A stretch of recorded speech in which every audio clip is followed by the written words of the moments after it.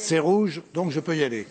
Très bien, merci. Plan d'action régional pour l'internationalisation des entreprises. Je vous rappelle, mes chers collègues, qu'à la mi-décembre, nous avons adopté le schéma régional de développement économique et d'internationalisation des entreprises, les 2 I qui terminent cet acronyme, que notre collègue Jean-Claude Lagrange avait présenté. Ce que je vais vous présenter aujourd'hui, c'est la déclinaison de ce schéma en matière de développement international. Alors, quelques données rapides pour situer. La présidente en a parlé ce matin. Je vais passer assez vite. Effectivement, nous avons la chance d'avoir une région dont le solde, la différence entre les importations et les exportations est excédentaire, 4,5 milliards environ, avec un taux de couverture qui est tout à fait exceptionnel, puisque nous avons un taux de couverture, c'est le rapport entre les deux chiffres, qui est de l'ordre de 122%, celui du pays est de 87%. Voilà, on l'a dit également ce matin, mais je le redis, Bourgogne-Franche-Comté, première région française par le taux de couverture, c'est ce que je viens de dire, et troisième région française par le solde. Un chiffre que vous n'avez peut-être pas. En France, il y a 111 000 entreprises exportatrices. C'est terriblement peu. C'est tout le problème, un des problèmes de la stratégie de notre commerce extérieur. Il y a peu d'entreprises exportatrices. Regardez, dans notre région, 6 500 exportateurs au total, 3 800 parmi eux exportent plus de 20 000 €, ce qui est quand même relativement modeste, et seulement 1 600 sont des exportateurs réguliers, c'est-à-dire qui ont déjà une expérience de 3 ans d'export derrière eux. Donc vous le voyez, l'objectif, c'est véritablement d'aider nos entreprises à maintenir leur stratégie d'exportation lorsqu'elles le font et évidemment de développer le nombre d'entreprises exportatrices. Il nous faut donc changer d'échelle. Je le dis souvent, dans notre stratégie, notre région doit être accueillante et conquérante à l'international. Accueillante pour les investisseurs qui doivent évidemment venir s'y installer et conquérante à l'international. L'international qui est une politique globale, j'aime à le dire, qui s'appuie sur 3 pieds. D'abord l'action extérieure de la région, ensuite le tourisme où nous avons, vous le verrez tout à l'heure, de grandes ambitions à l'international et évidemment l'économie avec le plan d'action régional d'internationalisation. Alors, 4 objectifs pour ce plan. On le voit, conforter les quelques milliers d'exportateurs existants. Il faut qu'ils arrivent à poursuivre leur action à l'international. Mais nous devons, et c'est véritablement là qu'il y a un effort à faire, susciter des vocations à l'international, évidemment faire rayonner nos savoir-faire d'excellence, enfin, fidéliser et attirer des investisseurs sur notre territoire.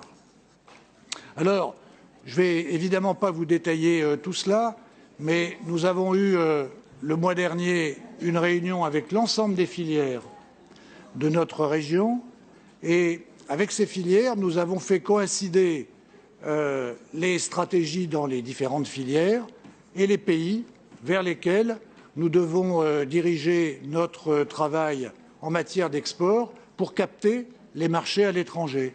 Donc, vous les avez là. Je prends la première ligne simplement. Pour l'alimentaire, nous avons fixé, en lien avec Business France, la liste des pays vers lesquels nos entreprises peuvent aller conquérir des marchés nouveaux.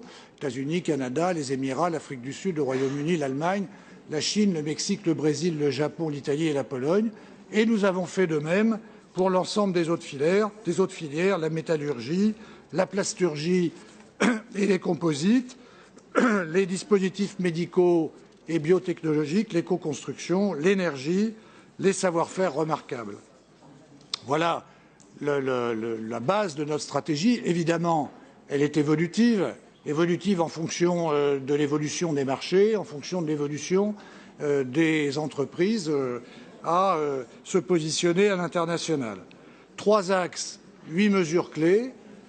Les 3 axes, sensibiliser les entreprises en les formant sur l'intérêt qu'il y a à aller à l'international, avec 3 mesures que je ne détaille pas. 2e axe, accompagner la démarche à l'international des entreprises. Et là, je dois dire que d'ores et déjà, nous faisons, avec la Chambre de commerce de Bourgogne-Franche-Comté, un travail, et je tiens à le souligner, remarquable. Nous prenons en charge les entreprises qui souhaitent exporter, mais depuis l'intention qu'elles peuvent émettre de vouloir se positionner à l'international, jusque sur la mise en place dans les salons, par exemple, ce qui est quand même une des mesures importantes de la conquête de l'international. Il y a véritablement un travail d'accompagnement que nous souhaitons poursuivre et qui est salué, je l'ai entendu par les entreprises, qui est salué par les entreprises elles-mêmes.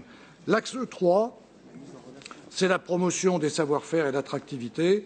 J'en profite pour ouvrir une petite parenthèse. Vous savez que nous travaillons sur une stratégie d'attractivité, c'est-à-dire quelle image nous allons exporter à l'international pour vendre notre région, pas simplement la vendre pour nos entreprises, bien sûr pour nos entreprises, mais aussi la vendre pour les touristes que nous souhaitons accueillir en Franche-Comté et dans tous les domaines de l'action régionale. Comment ?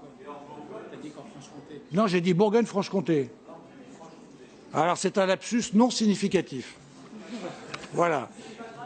Donc je poursuis une ambition renforcée avec ce plan. Il s'agit de construire donc une dynamique partenariale qui est menée avec tous les acteurs publics de l'ex-Bourgogne et de l'ex-Franche-Comté, d'une complémentarité et d'une couverture complète des besoins des entreprises et, j'insiste, d'un guichet unique qui est confié d'ailleurs ici à la CCI internationale.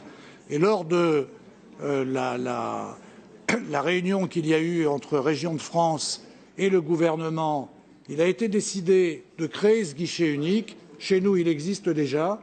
Il suffit peut-être de le renforcer. J'en profite d'ailleurs pour saluer et remercier le président de la CCI, Rémi Laurent, et ses équipes, car, je le répète, le travail qui est fait à nos côtés avec l'équipe de la direction de l'international ou du service international au sein de la direction économie est remarquable. Et puis enfin, en matière d'attractivité, c'est la dernière ligne de la diapo précédente, une porte d'entrée unique pour nos investisseurs, qui est notre nouvelle agence économique régionale. Voilà, très vite maintenant sur la mise en œuvre du plan, évidemment un suivi des actions, une évaluation systématique et en conclusion, notre ambition est forte, vous le savez, il faut que nous soyons plus visibles que nous le sommes et il faut que nous aidions les entreprises un peu timides vis-à-vis de cette stratégie d'international à effacer leur timidité, à devenir conquérantes comme nous le sommes nous-mêmes. Merci de votre attention.